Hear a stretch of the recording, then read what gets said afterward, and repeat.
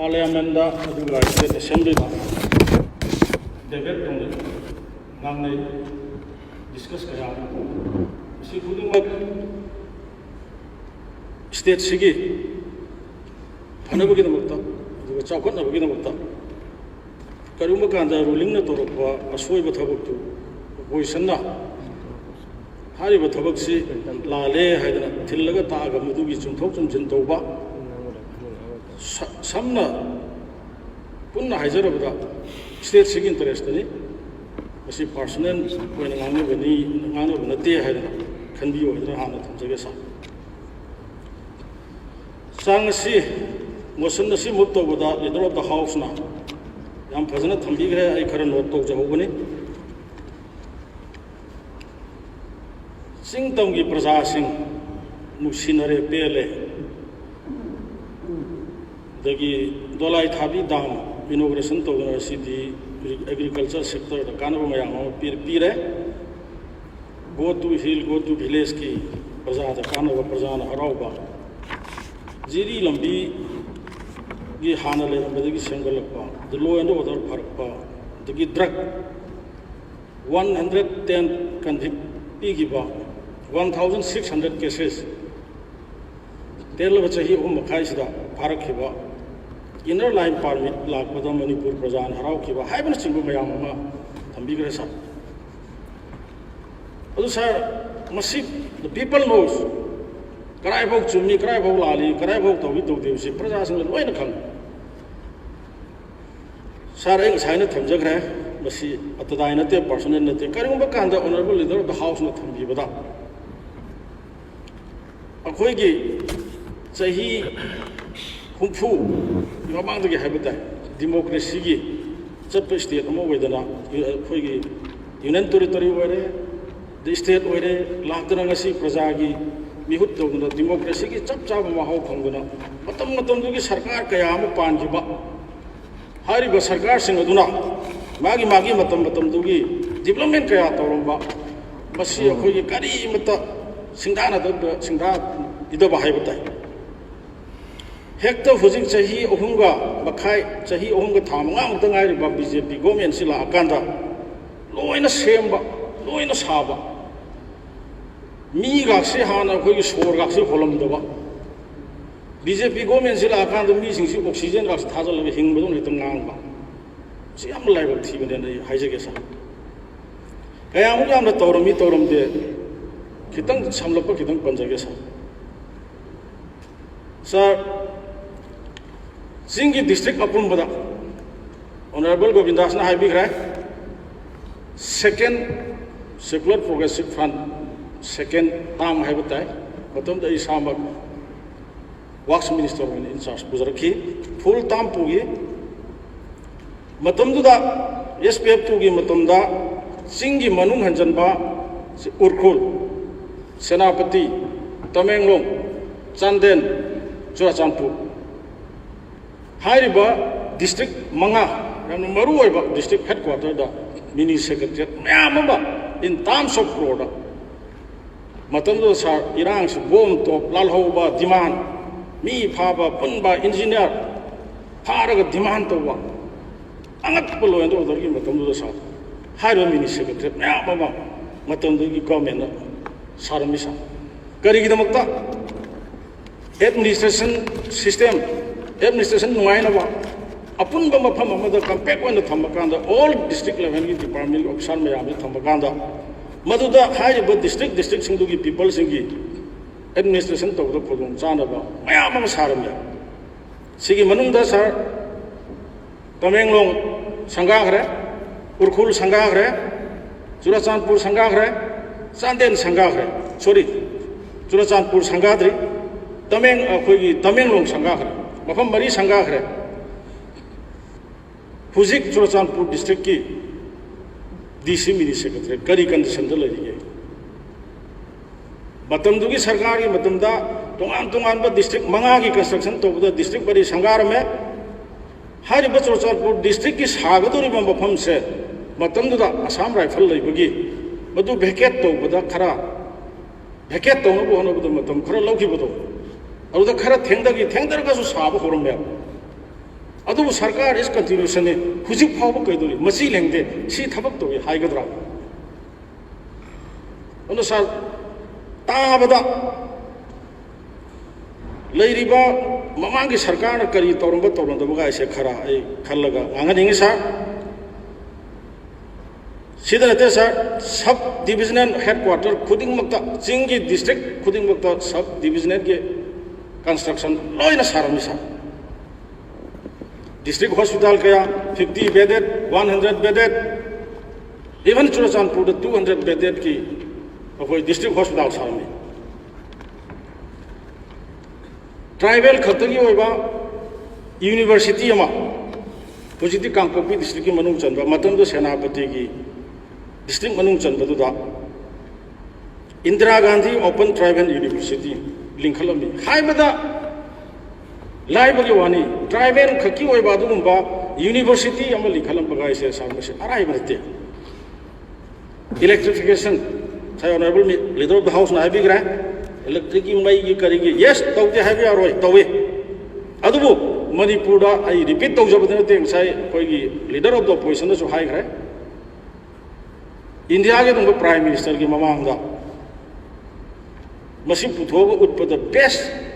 पाइदगी best होइगरेन हाइखिब electrification 132 kV अगी 133 kV कयामा सिंगी district मंगा दा मफम खुदिंग मक्ता हुजिक हेक्ता हाउस दा लेरिबा तोंगान तोंगान बा केंद्र की रिप्रेजेंट तौगिरेबा ऑनरेबल मेंबर मरु इन सिंगी सिंगाव सिंदा हंब कांदा सादे हाइबम त यावरो और सर याम ग्रे दुने मसी आई सोम दा चलगदी अखोई की करी हाइगनी भाप अमदा चखिब तारे सीधा नतना पंदब यादबा मख स्पोर्ट्स की करी की मयाम अमा ऑनरेबल लीडर ने स्पोर्ट्स मिनिस्टर होइगे सिंगी फम दा साबिरंबा सादे highway यारोय the road and the bridge under NLCPR NEC dagi PMGSY dagi in terms of product tawgi madu hajar roisa iroi loi bada sigi mamang da torom da yamna singthani ngai oi ba jingi praja singna thon yeiraga thabal chonggi ba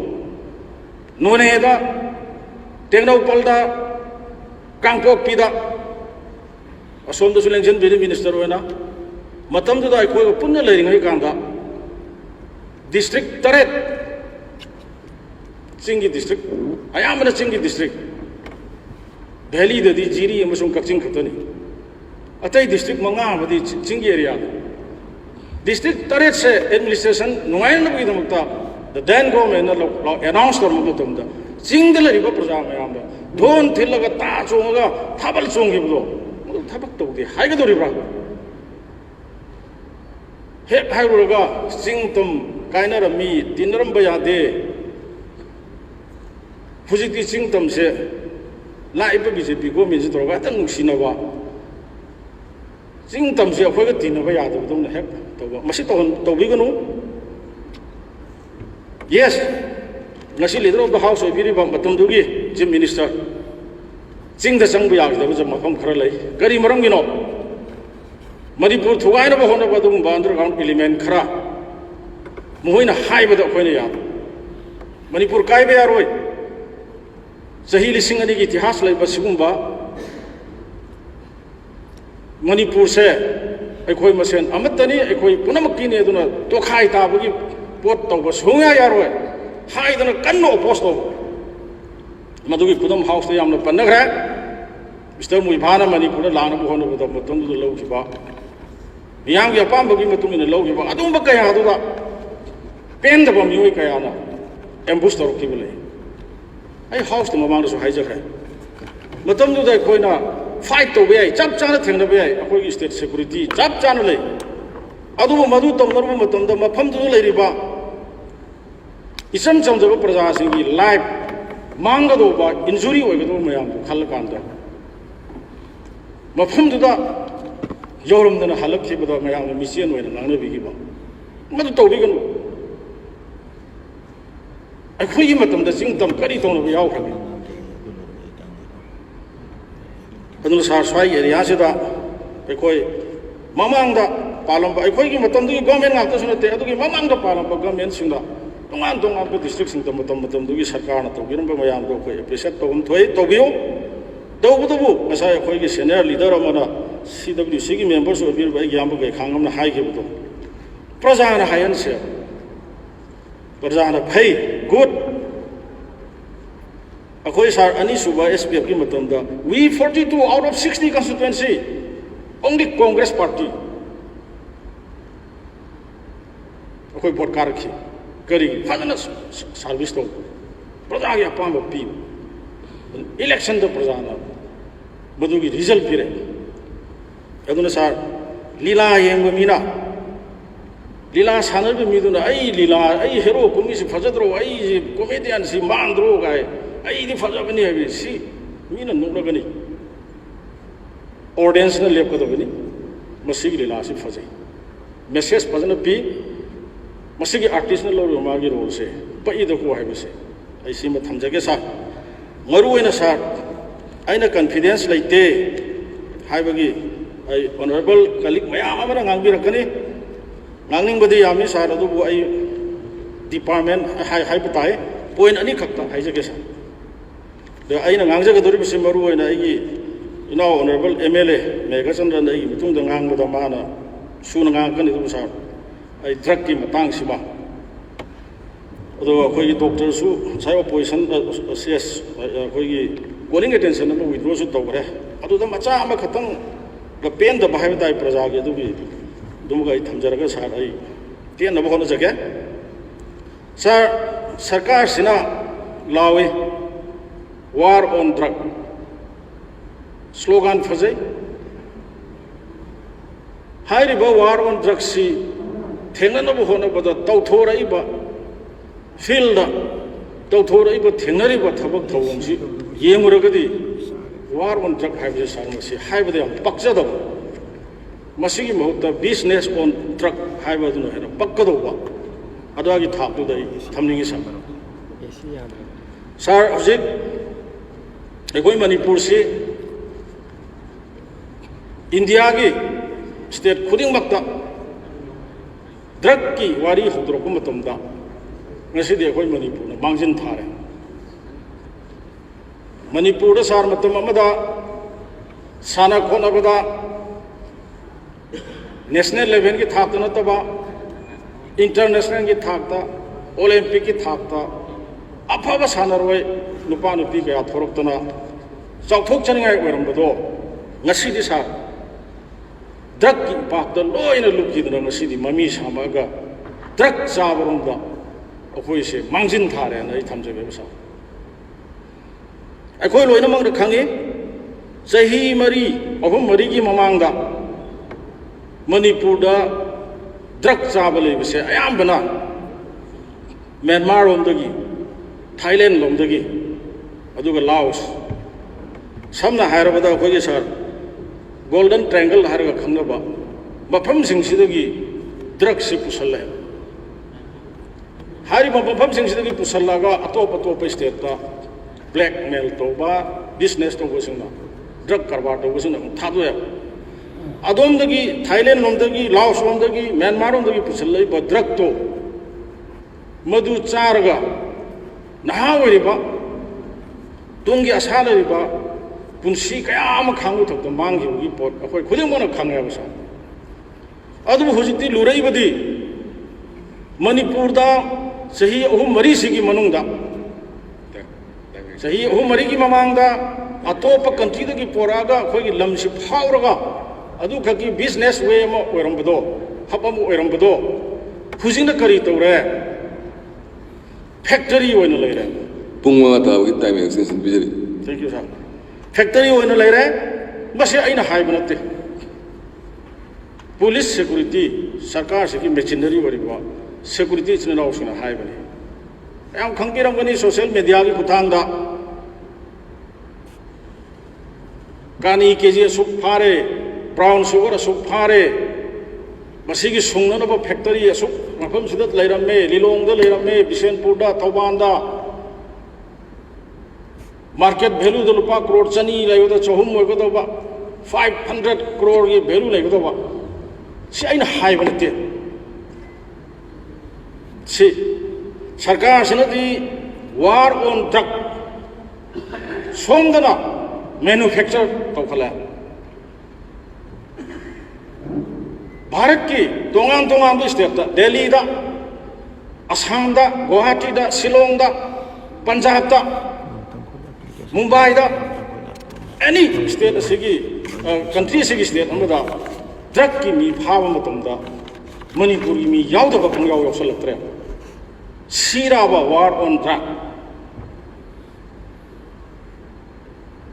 सार मणिपुर की मनुंग हंजनबा सिंह की district Churachandpur district Chandel सेनापति Kangpokpi उरखुल ममांगी पाजिट session hyphae थमजग्रे लंबी फतब की खुदोंग चाबा लौबा high profile की मी यावबा मानबा मगोंदंग सिदि सा चही अनि अहुम मरी सिदा यामबा मनुंग हंजनबा चिंगी चिंबाई Singh thousands of hectares popi pambi thare popi pambi thaba ain na yade lo na yade sarkar sina permit piraga phan madona free da sa sahi ma sing mamang da haibatai forest department ki report amada 499 hectares le kya no forest area se mangsal hai masi forest department ne pi gi bini madu da kari haige haibada popi pambi thabadagi hairiba pak chaw khrawa 499 hectares hai square kilometer haibra subject to correction yam chawba pot amani masi popi pambi thabagi kokthong no bono the forest area se mange haibse forest department gi statement यावने सरकार से कहीं तौंगमदे मी फादे मपू फादे हाइरुगा मपू थीब खंदे कईदौबगी खंगोय हारिब मफमदुदा अखोय वैलीदगी कनानोम चलगा संग मचा अमदंग चिगलुसिरे हये मपू हेबो थोरकनी अखोय लिजै जा थोरकने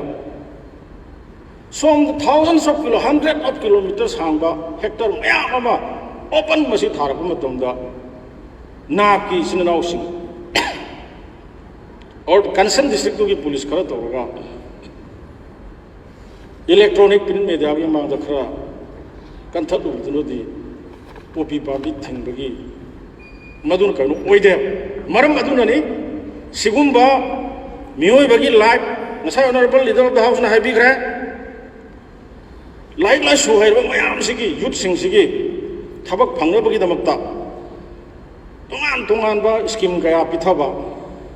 अदगी 30% सब्सिडी पीदना बैंक दगी लोन लौबीदना हिंगनबगी मोइगी पुंसिगी लंबी अम सेंपीदना सरकार से कन्नगा होनयसे तौबिरनु सरकारनरो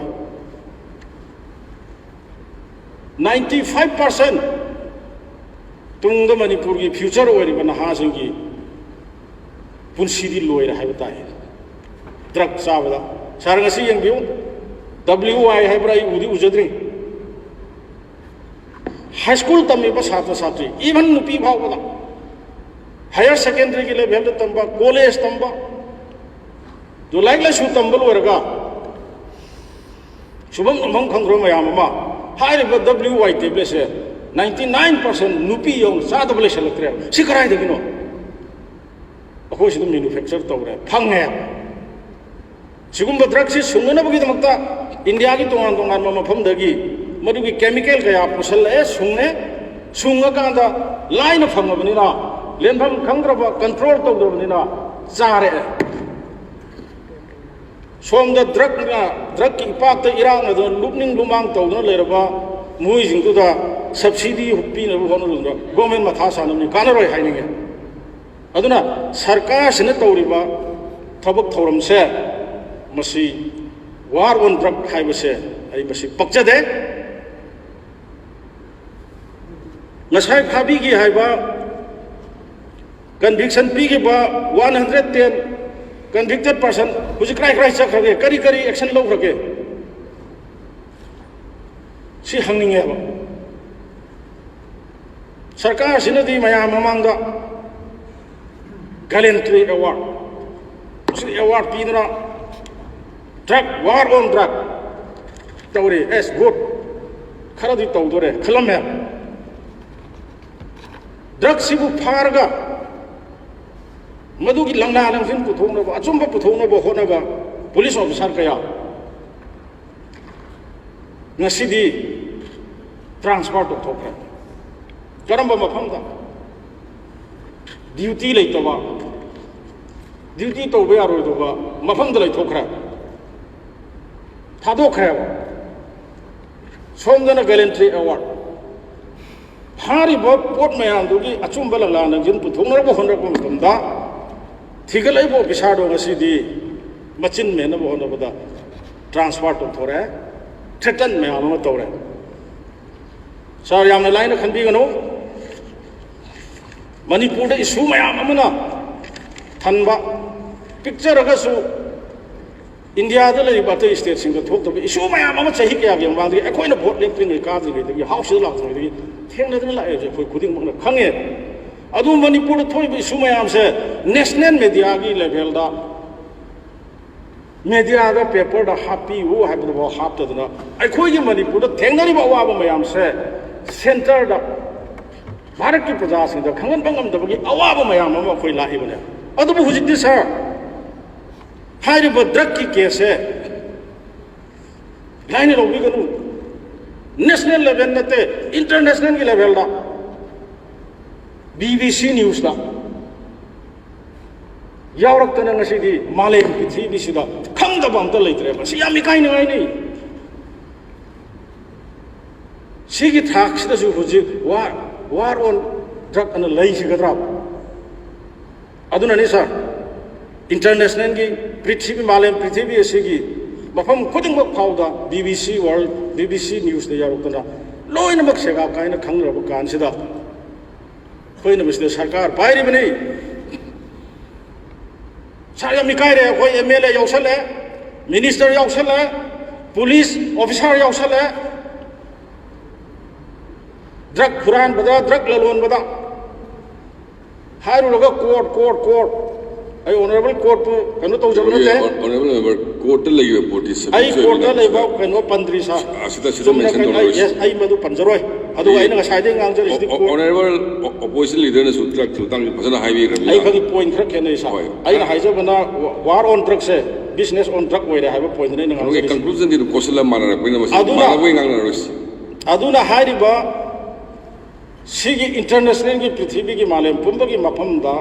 सगा कायदना ngasi लंगला लंग चिंथोरामिना मोरेन ग्राउंड रिजाइन तो बियो इन्वेस्टिगेशन चदान जी अखोई MLA मिनिस्टर दा चीफ मिनिस्टर दा भाव यावना चार्ज तो इसे तौरक्ते हबसे खंगन से अनु सर आई स्वाइदा ड्रग की से क्वेश्चन जगे sir I Hannah so हाइग्रे phone खरा चावी सारा खरा सावगन मानबनी एंगोन कसु लेते सर ngसाइगी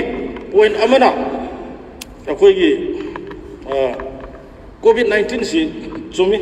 कनामतन मसिदा सिल्लुबसु लेते तौहनिंगबसु लेते आशासु लेते तौरकनी हाइबे आशासु लेते मसि अखोई खुदिंगमकि लाइब थीबा मालेम पुंबगी लाइब थीबा अदुगुंबा मखनगी लाइना अमनी हाइदना कोई लौजै सा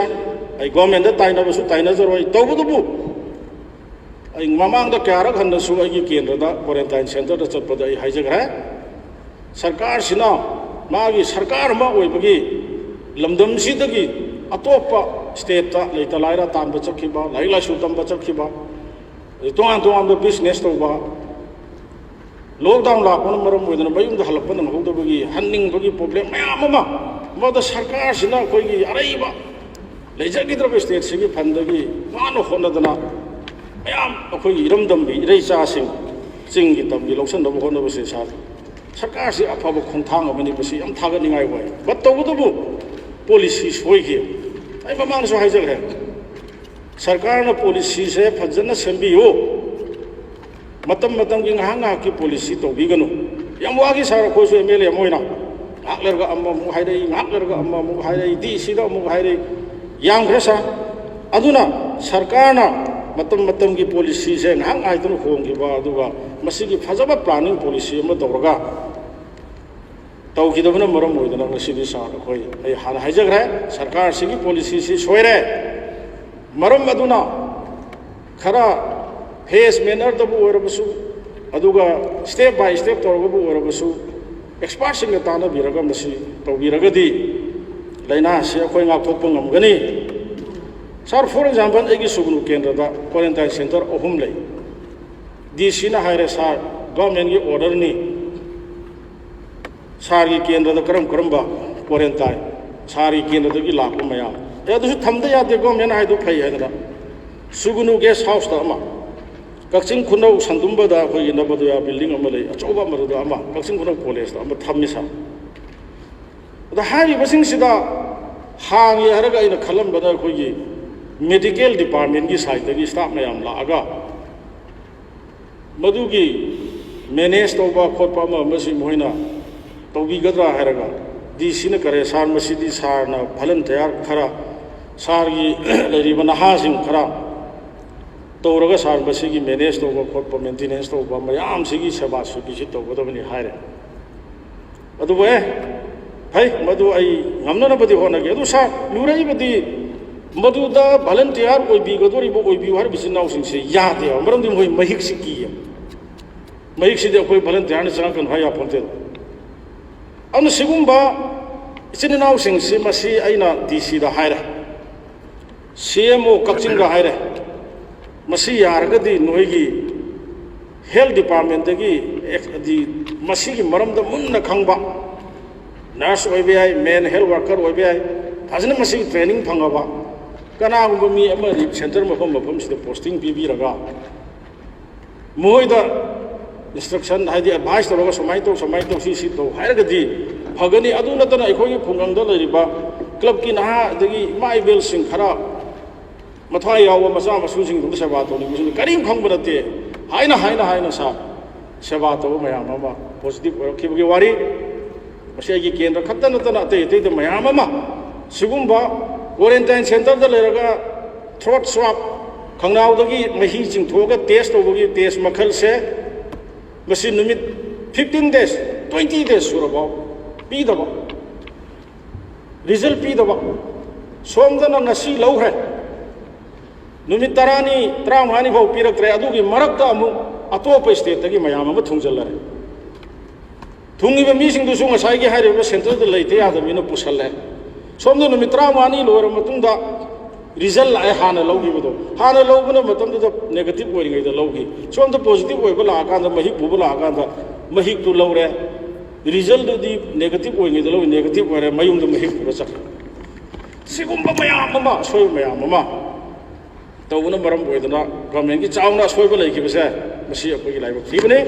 लोइना न सा ngarang nahan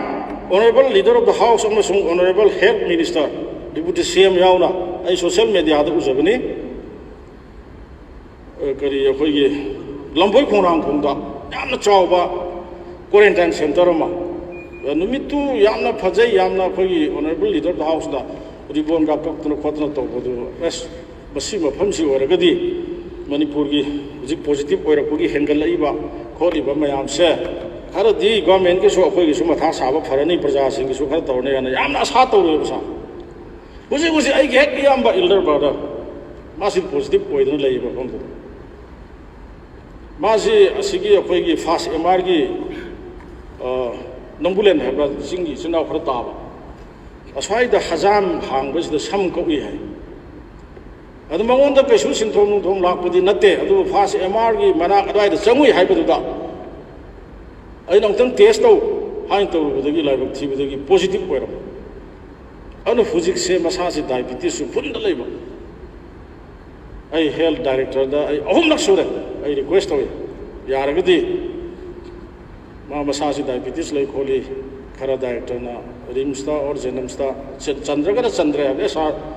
डायबिटीज पेशेंट से सार मसी की महिक से यामना डेंजर नि एनी टाइम से हाइब ममदे सार सिंजर हुजिक फाव पुथोपदे आई मदु वारोदे मरमदे थंबम नि तबन ओइरमबने आई अदोमदा आई यामरा चंजु चंजर रोयबा ngarang se social media da ai ui kari haina uge hai hujiki lamboi khona khongi thariba phamung se bed amaga se only 2 feet 2.5 feet moina haibada ngarang nupa amana khoi gi audio voice audio oina thadorokpani aduga video oina di ngasai phamung thariba kholiba moi washroom gakse loina huje khoi loina mobile se yongnorongani ngarang khathani thadoris moina haibase akhoi numit tareni sure nipani sure tarukni sure ngasi phawbada kana gumba amata laga karino haibase hanbirade hoi madudi observation tawraga lerambe ai doctor singi masigidi phananaba medicine vaccine leithina madwa area doi khangdre adi moigi bathroom haiba tare washroom lerise masi moina su moigi audio kanodu da video audio record da hairak puse drainage system si fail oiba haigadra madu iru jaba toilet to santo khotpasi phungalakna madudagi overflow tawraga chelakosina akhoi phamung makha sida loina ising si leak oidana loina akhoi langgong dong ising chensala aduna madugi yamna namthiba maraktu do moina yam wana khangba ado moina singba swai akhoi sibu sarkarna tawbiribase san pullaga sangwon dong thambiribase kari wakhanno haiba sisu moigi version ana sigumba koina quarantine center linkhale khole hairaga tawduna tawriba sindana ama haiba mafamdana tawriba prajasinga thengdariba awaba mayamse sigumba mayamsi uraba kanda sarkar sida ai thajabagi motion simasi ai oppose tawjaribane maram aduna ai swaida losanjarage honorable sarna asomna masing yamasu heli adubu yam pukchen chawna thamoi sengna voice vote nataba koi leader na swana demand tawra akoi division ai demand tawjari thank you sir Next.